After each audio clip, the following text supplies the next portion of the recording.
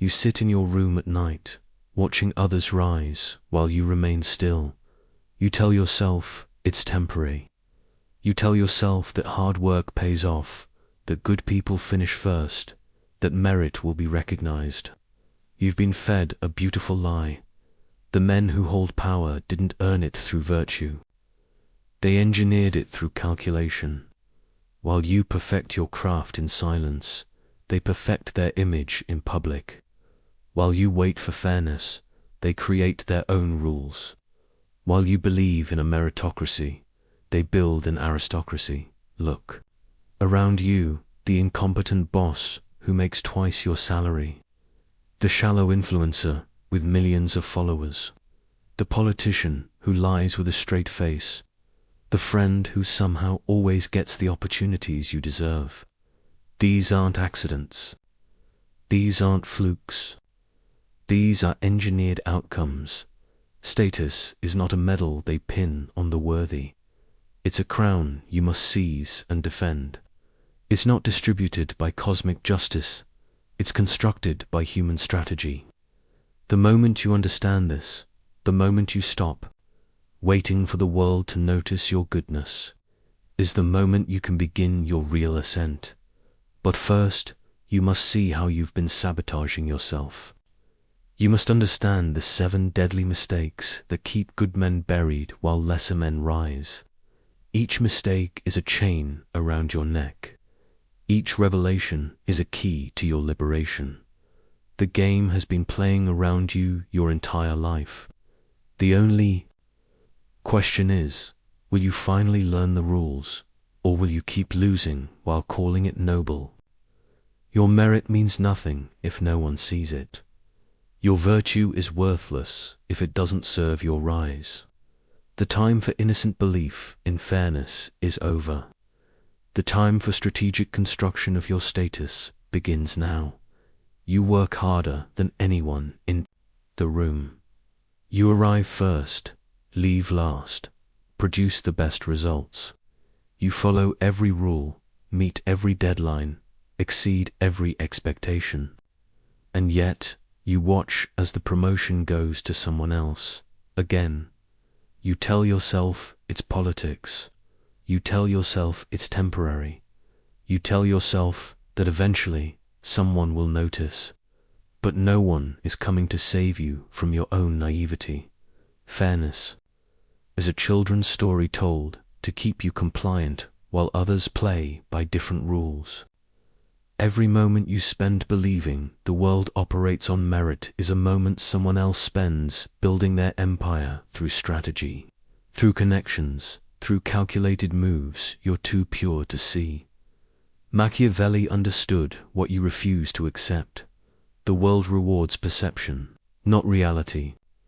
It rewards those who position themselves correctly, not those who perform correctly in isolation. The prince who appears virtuous holds more power than the prince who is virtuous but unknown. You've been taught to put your head down and work, to let your results speak for themselves. But results don't speak, people speak about results. And if no one important is talking about your work might as well not exist. The man who gets ahead isn't necessarily the best at the job. He's the best at making sure the right people know he's the best at the job. He doesn't just produce value, he produces the perception of value. He doesn't just solve problems, he solves problems visibly, dramatically, memorably, while you perfect your craft in silence. He perfects his positioning in public. While you focus on the work, he focuses on the narrative around the work.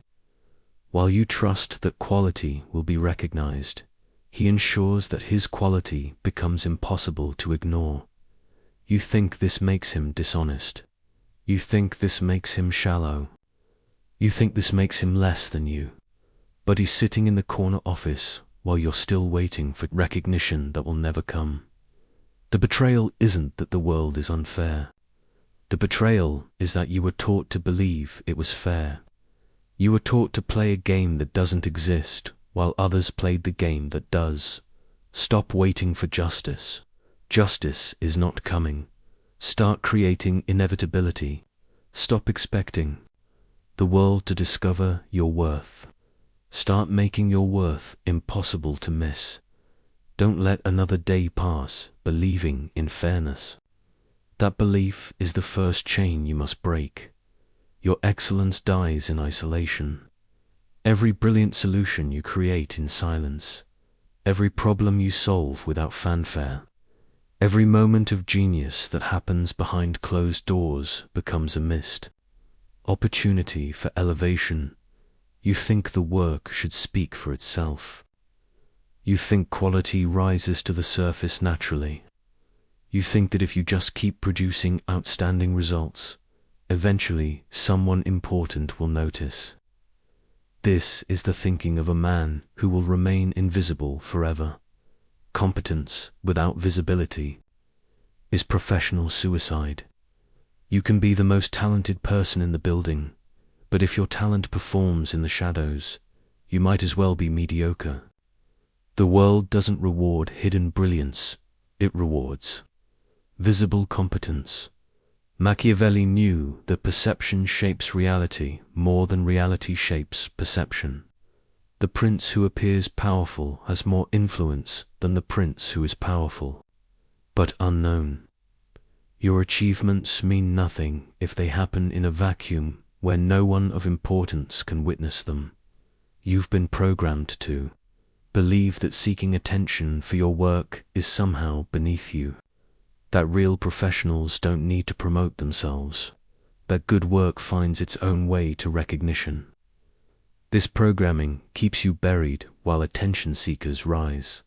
The men who advance understand something you don't. Visibility is not vanity, it's strategy. They don't just complete projects. They complete projects in ways that create stories. They don't just solve problems. They solve problems that get talked about. They don't just work hard. They work hard where the right people can see the effort. Every moment you spend perfecting something in private is a moment someone else spends creating something mediocre in public. And the public creation gets noticed. The public creation gets credited. The public creation gets rewarded. You think this is unfair? You think this rewards showmanship over substance? You think this diminishes the value of real work? But fair or unfair, this is how the world operates. And understanding how the world operates is the first step to succeeding in it. Your invisibility isn't noble. It's strategic incompetence. Your humility isn't virtue, it's self-sabotage. Your preference for working in the shadows isn't professionalism. Professional suicide. The spotlight doesn't corrupt good work, amplifies it. The stage doesn't diminish your talent, it gives your talent the audience it deserves. The visibility doesn't make you shallow, it makes you effective. Stop being the ghost in the machine. Stop hiding your brilliance behind false modesty. Stop letting your excellence die in darkness while lesser men claim credit for inferior work performed in light. Make your moves seen, or watch invisible men claim your throne. You smile when you want to scream. You agree when you want to argue. You soften your stance when you should sharpen your position. You've confused being liked with being respected, and this confusion is killing your status. Nice men don't command rooms, they accommodate them. Nice men don't set terms, they accept them. Nice men don't inspire fear or respect, they inspire the confidence that they can be safely ignored, safely disrespected, safely passed over for someone with sharper edges. You dilute your power, trying to be loved by everyone. You compromise your positions to avoid conflict. You soften your words to prevent offense. You've turned yourself into a pleasant nothing, agreeable to all and essential to none. Machiavelli understood that a prince must choose between being loved and being feared, and if he must choose, fear is more reliable than love. Love is conditional, fickle, dependent on what you continue to provide. Fear is absolute, consistent, dependent on what you've proven you're capable of taking away. High-status men understand that respect and fear are currencies. Sanction is debt. Every time you prioritize being liked over being respected, you trade your authority for their momentary comfort. Every time you avoid difficult conversations to preserve relationships, you signal that your position is negotiable. The men who rise are not necessarily the men people like most. They're the men people cannot afford to ignore. They're the men whose displeasure carries consequences. They're the men whose approval carries weight, precisely because it's not freely given. You think being difficult makes you difficult to work with, but being easy makes you easy to replace. You think causing discomfort makes you unpleasant, but never causing discomfort makes you irrelevant. Pleasant men get pleasant treatment and pleasant results.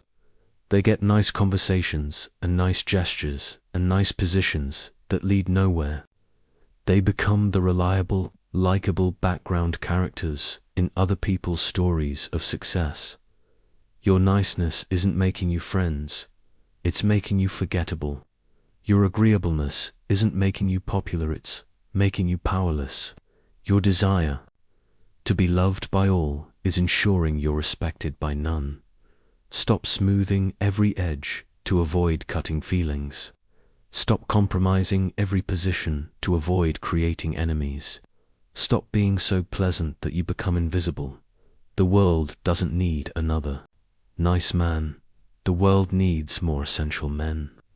Men whose presence changes the energy of a room. Men whose opinions carry weight because they're not given carelessly.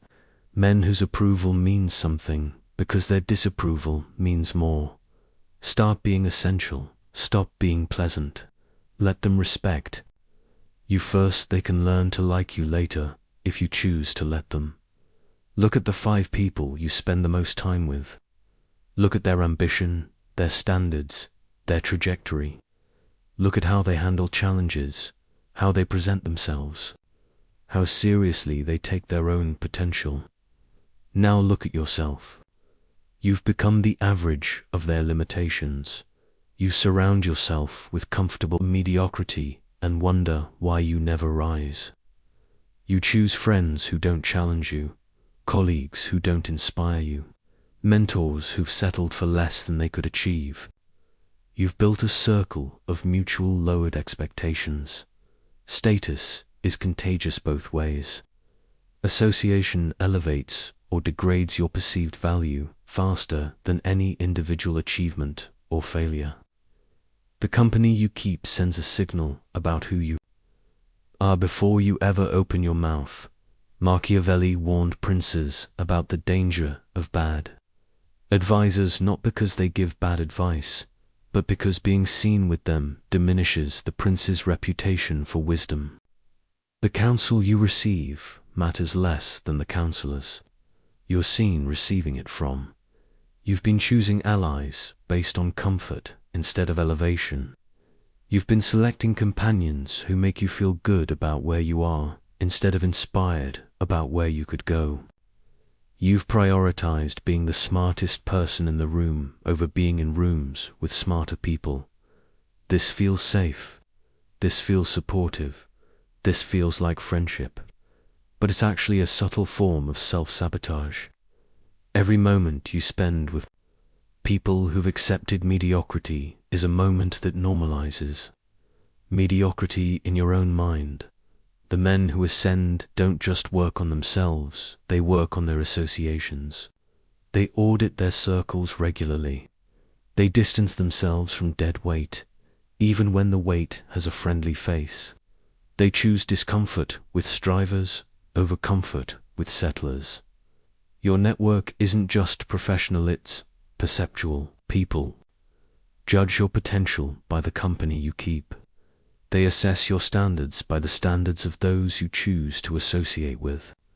They predict your future by the futures of those you surround yourself with. You think loyalty means staying connected to everyone who was there in the beginning. But loyalty to your own potential means being willing to outgrow relationships that no longer serve your elevation. Not cruelty-evolution. Weak alliances create weak perception. Dead-end friends signal dead-end thinking. Low-ambition companions suggest low-ambition character. The world assumes you belong where you choose to. Remain. Sever the chains that anchor you to the bottom. Not with malice, but with clarity. Not with explanation, but with distance. Not with drama, but with decisive action. Surround yourself with people who make your current position feel like a starting point, not a destination. You answer every call immediately. You respond to every message within minutes. You accept every invitation, attend every meeting, make yourself available for every request. You think this makes you helpful. It makes you common. When you're always there, always accessible, always ready to accommodate, you become part of the background. You become expected rather than valued, assumed rather than appreciated, taken for granted rather than sought after. High status exists in the space between desire and availability. The moment you eliminate that space, you eliminate the very tension. That creates value. Scarcity creates worth, abundance destroys it. Machiavelli understood that a prince must be accessible enough to appear caring, but distant enough to maintain mystique. Too much distance creates rebellion. Too much closeness creates contempt. The art is in the balance, and the balance leans toward withdrawal.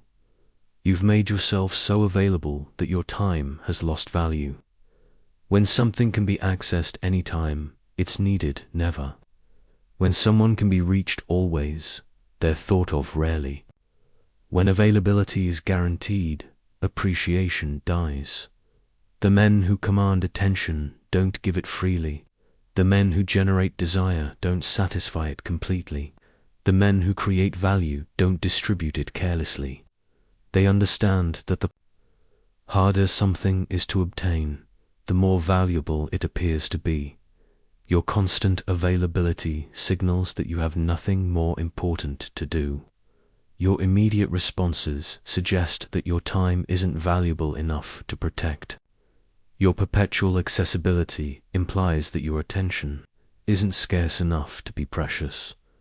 This isn't about playing games, it's about understanding psychology. People value what they have to work for. They appreciate what they can't take for granted. They desire what they can't always access. Every time you drop everything to accommodate someone else's urgency, you train them to expect instant gratification from you.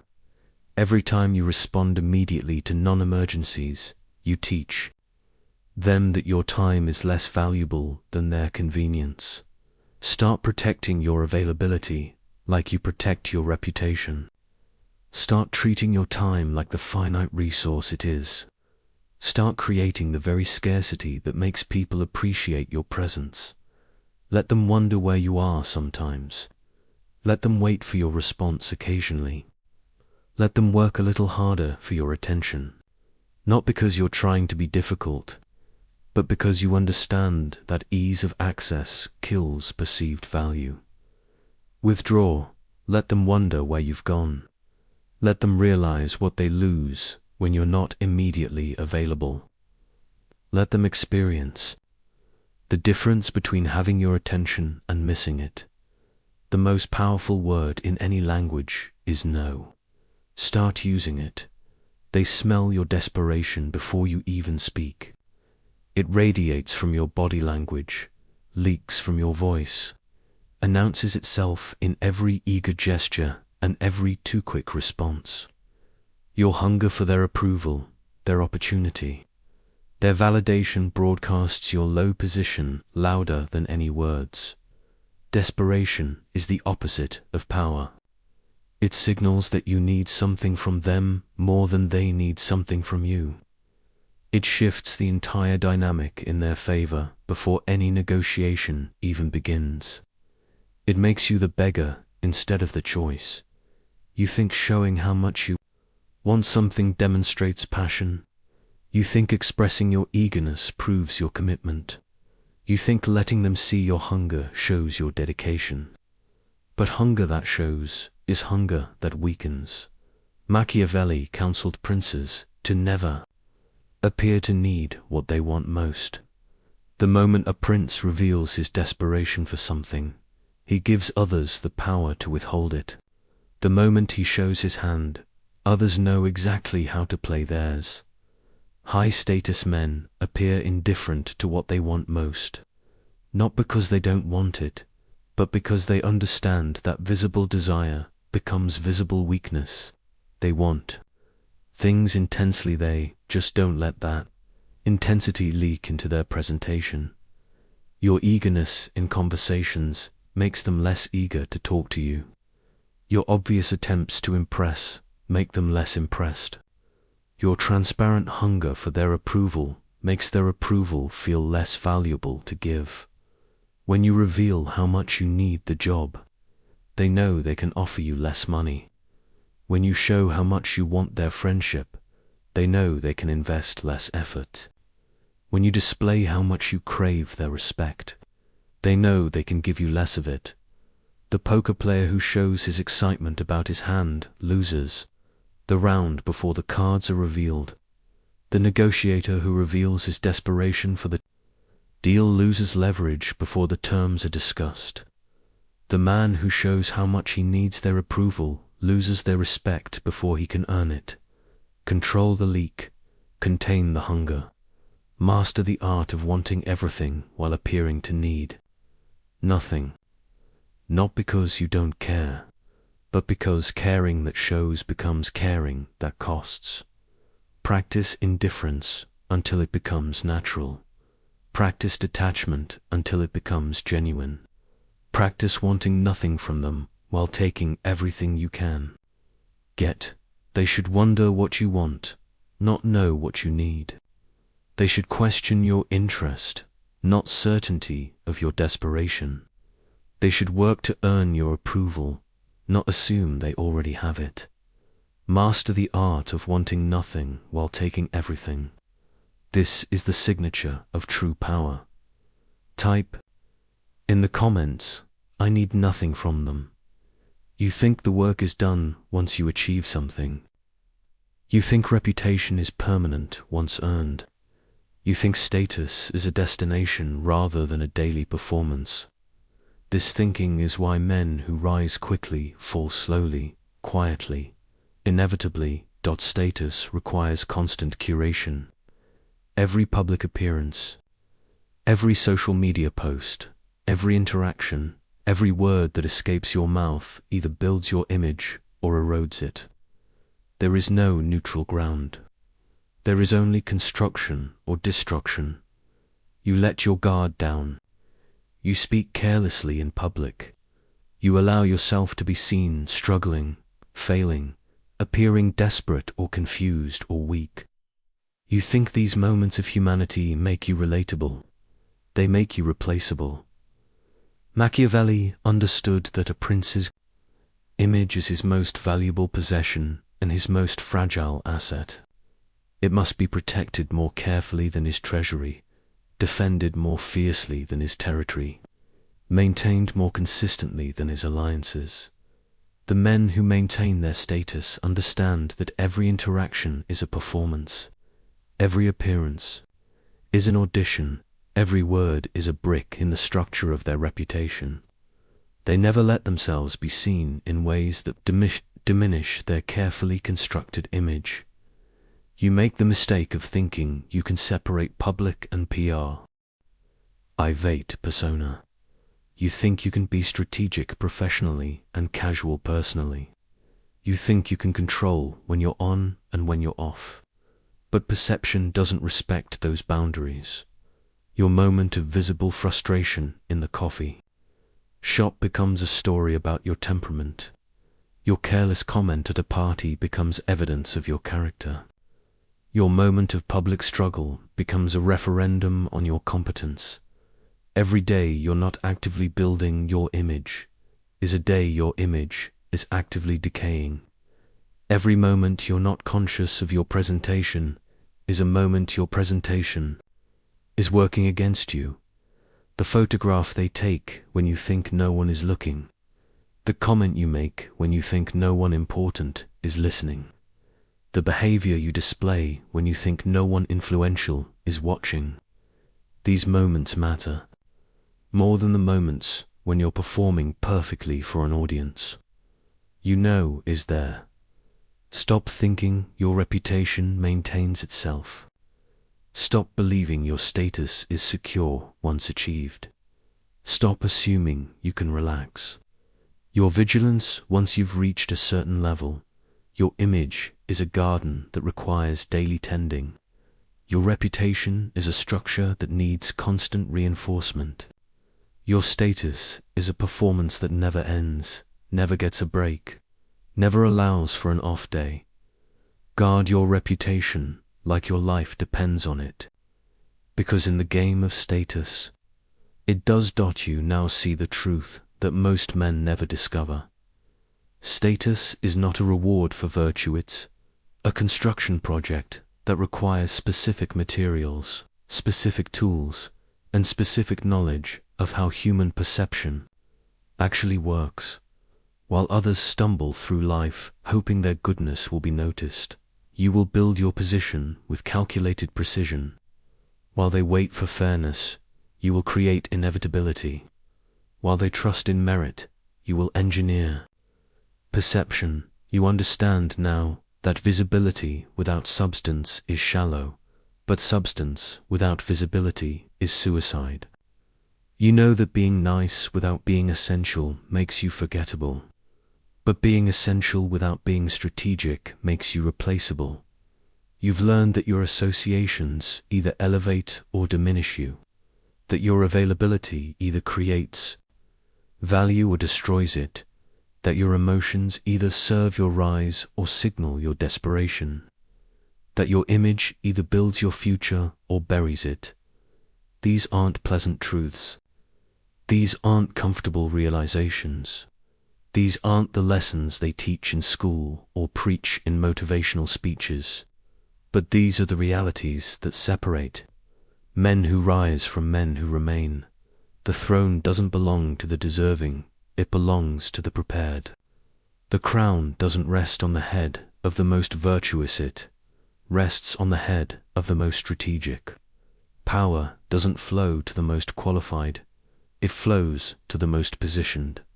You have a choice now. You can return to believing in fairness, working in shadows, seeking approval, choosing comfort, being available, showing desperation, and letting your image maintain itself. You can return to the beautiful illusion that merit will be rewarded and virtue will be recognized. Or you can accept the architecture of reality and begin building according to its blueprints. Stop waiting for the world to recognize your worth.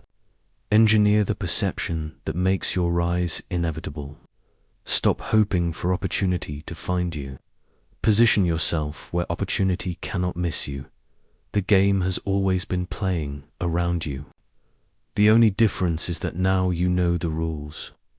The only question is, will you finally start playing to win?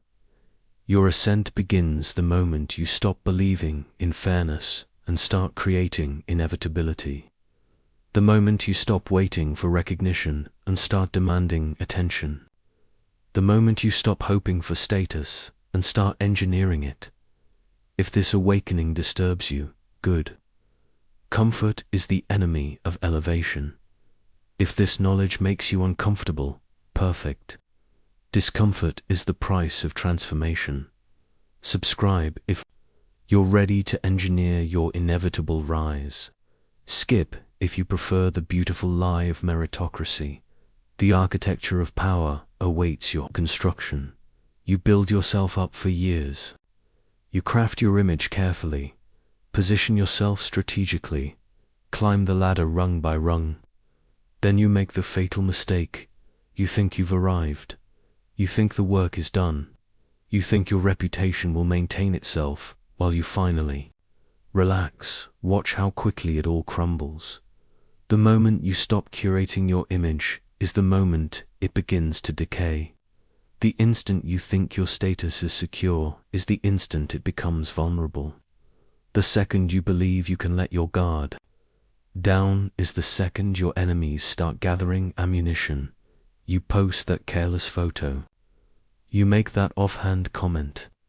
You let yourself be seen struggling, sweating, desperate, confused. You think these moments of authenticity make you human. They make you a target. Status is not a destination you reach and then inhabit comfortably. It's a tightrope you walk every single day, and the moment you stop concentrating on your balance is the moment you fall. There is no plateau in the game of perception. There is only ascent or descent. Machiavelli understood that a prince's reputation is both his greatest asset and his greatest vulnerability. It takes years to build and moments to destroy. It requires constant vigilance to maintain, and only one careless mistake to lose. Your competitors are watching. Your enemies are waiting. Your allies are evaluating. Every public appearance is an audition. Every social interaction is a test. Every word that leaves your mouth either reinforces your position or weakens it. You think you can separate your public and private selves. You think you can control when you're performing and when you're just being human. But perception doesn't respect those boundaries. The camera is always rolling. The audience is always watching. The judgment is always happening. That moment of visible frustration in the meeting becomes a story about your temperament. That careless comment at the party becomes evidence of your character. That photo where you look tired becomes proof of your decline.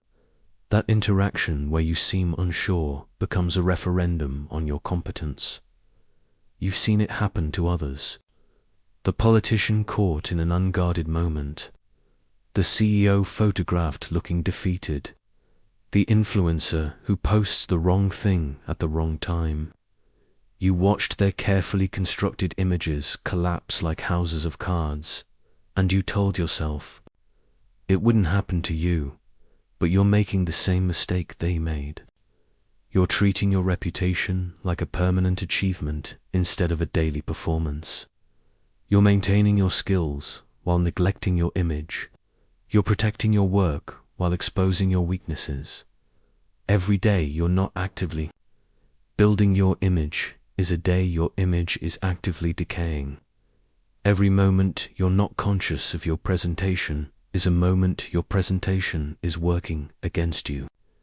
Every interaction where you're not performing your status is an interaction where your status is being questioned. The men who maintain their position understand that there are no off days. There are no moments when it's safe to stop being strategic. There are no interactions too small to matter, no audiences too insignificant to impress, no moments too private to affect your public perception. Your image is not a monument that stands forever once built. It's a garden that requires daily tending, constant care, perpetual attention. Weeds grow in the absence of cultivation. Decay sets in the moment maintenance stops. Guard your reputation like your life depends on it, because in the game of status, it does. One careless moment can undo years of careful construction. One unguarded interaction can destroy decades of strategic positioning. The performance never ends. The audience never leaves. The judgment never stops. Act accordingly. You answer their call before the second ring. You reply to their message within minutes. You clear your schedule for their last-minute requests. You make yourself infinitely available, endlessly accommodating, perpetually ready to serve their needs. You think this makes you valuable. It makes you invisible. When you're always there, you become part of the scenery. When you're always accessible, you're never actually needed. When you're always ready to accommodate, you become accommodation. It's self-functional but forgettable, useful but unremarkable. High status exists in the tension between desire and availability. The moment you eliminate that tension, you eliminate your power. The moment you become easily accessible, you become easily dismissed. You've confused being helpful with being valuable. You've mistaken availability for importance. You've traded your mystique for the illusion of being needed, not realizing that what can be accessed any time is valued never. Machiavelli knew that a prince must be seen but not always available, present but not always accessible. Too much distance creates rebellion. Too much closeness breeds contempt. The art is in the balance, and the balance leans toward withdrawal. Watch the men who command attention. They don't give it freely. They don't respond immediately to every request. They don't accommodate every invitation. Their time is protected. Their availability is guarded. Their attention is rationed like the precious resource it is. Your constant availability signals that you have nothing more important to do. Your immediate responses suggest that your time isn't valuable enough to protect. Your endless accommodation implies that your priorities can always be rearranged for someone else's convenience. This teaches them to expect instant gratification from you. It trains them to believe your time is less valuable than their urgency. It programs them to take your attention for granted because they know it will always be there when they need it. The psychology is simple. People value what they have to work for. They appreciate what they can't take for granted. They desire what requires effort to obtain. When you eliminate the effort required to access you, you eliminate the appreciation that comes with that access. Stop being the person who drops everything for everyone. Stop being the one who's always free when others need something. Stop being so available that your presence becomes expected rather than valued. Create scarcity, not through games or manipulation, but through genuine protection of your most valuable resource, your time. Let them wait sometimes. Let them wonder where you are occasionally. Let them experience what it feels like when you're not immediately accessible, when you finally do respond, when you finally do appear, when you finally do accommodate. It will mean something. Your attention will carry weight because it's not carelessly distributed. Your presence will create impact because it's not constantly available. The most powerful people in any room are not the ones trying hardest to please everyone. They're the ones whose displeasure matters, whose approval carries weight, whose time feels precious, because it's clearly limited. You become furniture when you're always there, functional but forgettable, useful but unremarkable, needed but not valued. Furniture doesn't command respect. Furniture doesn't inspire desire. Furniture just exists, taken for granted until it's gone. Withdraw. Let them wonder where you've gone. Let them realize what they lose when you're not immediately available. Let them remember why your presence matters. Scarcity creates value. Availability destroys it. Choose accordingly.